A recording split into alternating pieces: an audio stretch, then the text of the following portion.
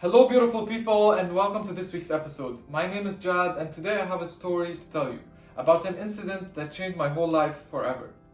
Back in high school about 6 to 7 years ago, I had a friend who is still one of my best friends till today, who had a very interesting character. He was very fiery, and what I mean by that is that he gets fired up very quickly. And at the same time he was very charismatic. And they go together, I think. He was very passionate about the things he liked, and he would defend the things he stand for very heartedly.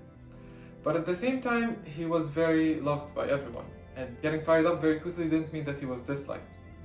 And this meant for me that he was someone I look up to, and I liked some certain aspects of his personality that I even sometimes copied him by monitoring and analyzing how he reacts or what he says. Once we were going out as a group of friends and we were meeting up with a generation that's older than us from our school.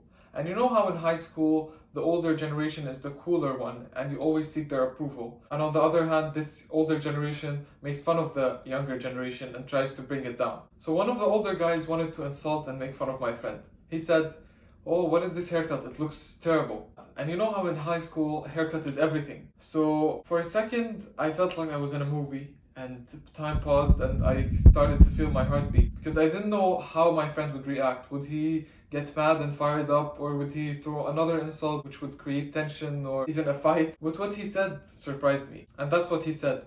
"Oh yeah, my father took me to a barber shop and he said that it's the best in town, and after the haircut, that's how I looked, and it looks so terrible I have to deal with it for the next 2 weeks." And they both laughed. And I was astonished. I was very surprised how he was able to turn an insult to something that he was able to make a joke out of. And I started thinking to myself, what's the formula that made him respond in such a way?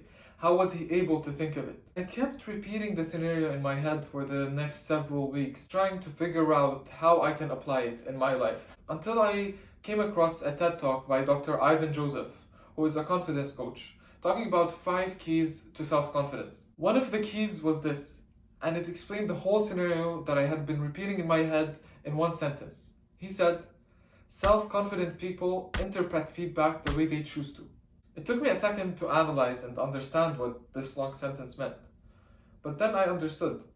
And often we don't do that. We don't choose how to interpret feedback. I'll give you a very simple example. How many times have you or someone you know been complimented on the way you look and you responded by saying, maybe even jokingly, "Oh, so I don't look nice other times?" Or, "Oh, it's the first time you see me look nice?" And maybe you didn't even say it out loud, but you thought of it.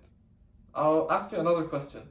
How many times did someone tell you something or threw in a comment and you kept on thinking of it for a while after, trying to figure out what they meant, and maybe ask some friend, "Oh, what did he mean by saying that? What did she mean by throwing this comment in?"